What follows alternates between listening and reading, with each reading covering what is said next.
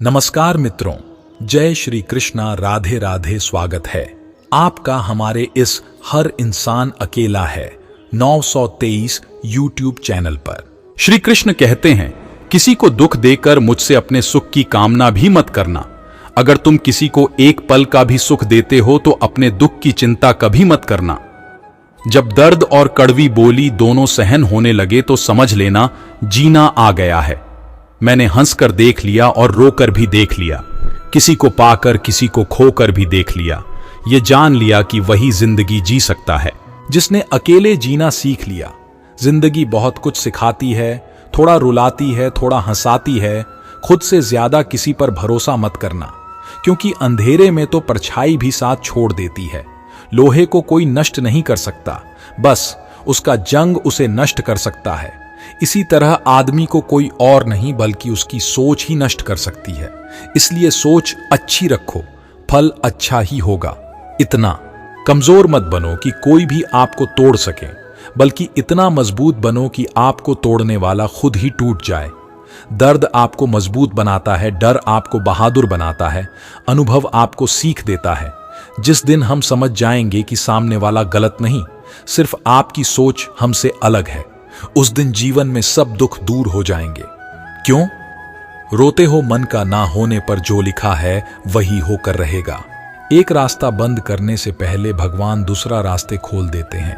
गर्मी के मौसम में पेड़ के पत्ते सूखने के बाद भी हौसला नहीं छोड़ते, क्योंकि वह जानते हैं फिर से बरसात आएगी और पेड़ पर नए पत्ते आएंगे। जो हुआ उसे भूल कर नई शुरुआत करो और याद रखो, जिसका कोई नहीं होता उसका भगवान होता है। मतलब से जुड़े रिश्ते मतलब तक साथ देते हैं, लेकिन दिल से जुड़े रिश्ते आखिरी सांस तक साथ निभाते हैं। अच्छा काम करते रहो, चाहे कोई सम्मान करें या ना करें, क्योंकि सूर्योदय तब भी होता है जब करोड़ों लोग सोए रहते हैं।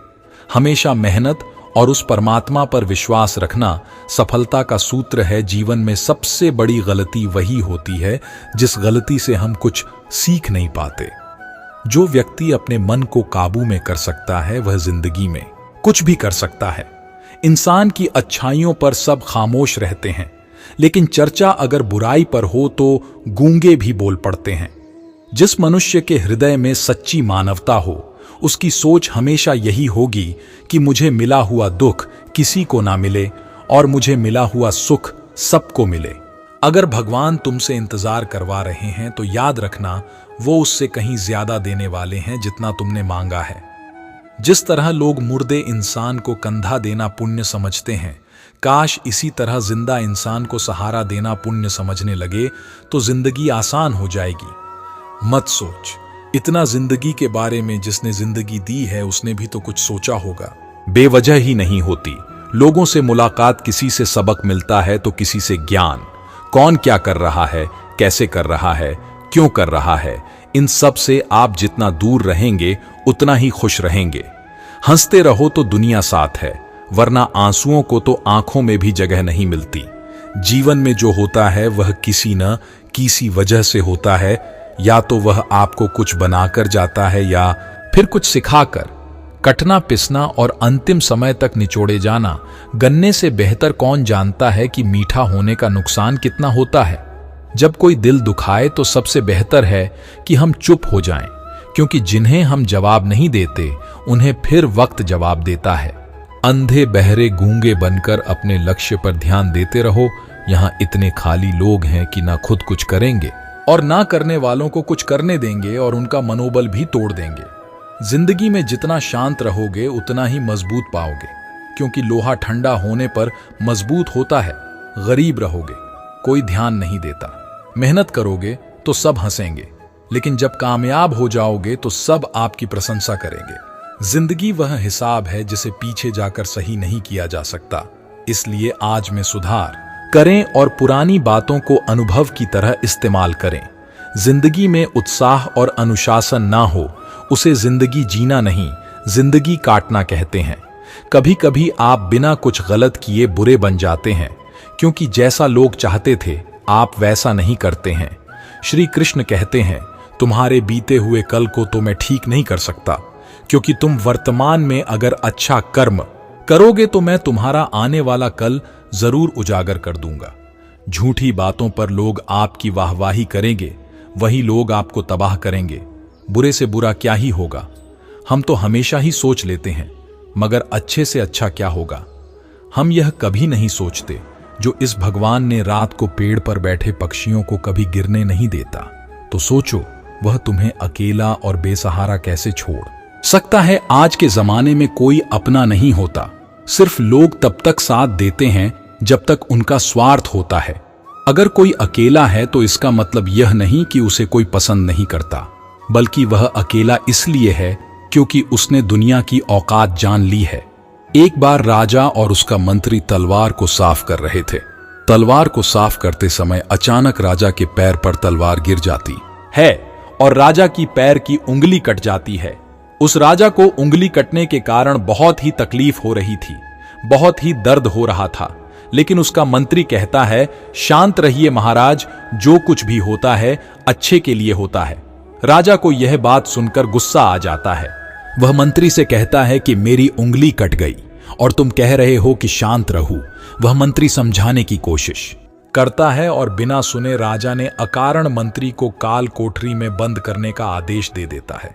इसका मंत्री को कोई दुख नहीं था, क्योंकि उसका भी यही कहना था कि जो होता है अच्छे के लिए होता है। वह अपनी खुशी से ही अपने आप को सैनिक के हवाले कर देता। इस बात को सुनकर राजा को लग रहा था कि मैंने उसे अच्छाई के लिए उसे बंद किया है। इस घटना को 3 महीने बीत जाते हैं। एक दिन राजा शिकार करने के लिए जंगल में जाता है। राजा को एक हिरण दिखता है। घने जंगलों में राजा चला जाता है और रास्ता भटक जाता है, लेकिन रास्ते में उसे आदिवासी घेर लेते हैं। आदिवासी लोग राजा को पकड़कर अपने इलाके में ले जाते हैं।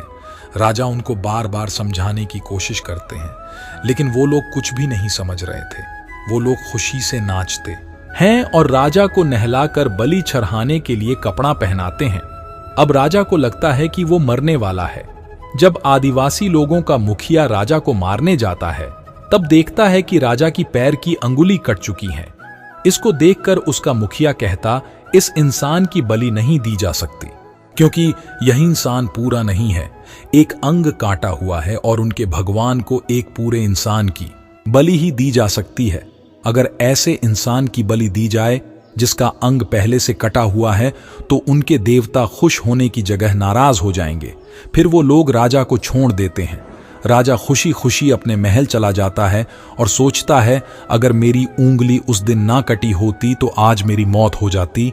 इसका मतलब मंत्री सही कह रहा था, जो कुछ होता है अच्छे के लिए होता है। फिर राजा अपने सैनिकों को आदेश देता है कि जल्दी से जाकर मंत्री को रिहा किया जाए। फिर राजा मंत्री को अपना पद वापस देते हैं और पूछते हैं, मंत्री, उस दिन मेरी उंगली कट गई, मेरे लिए अच्छा हुआ, मैं मान गया, लेकिन तुम जेल में हो, इससे तुम्हारा क्या अच्छा हुआ?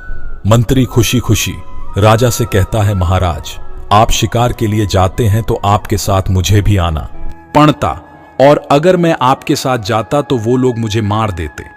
मंत्री की बात सुनकर राजा समझ जाता है कि जो भी हमारे जीवन में होता है वो अच्छे के लिए होता है।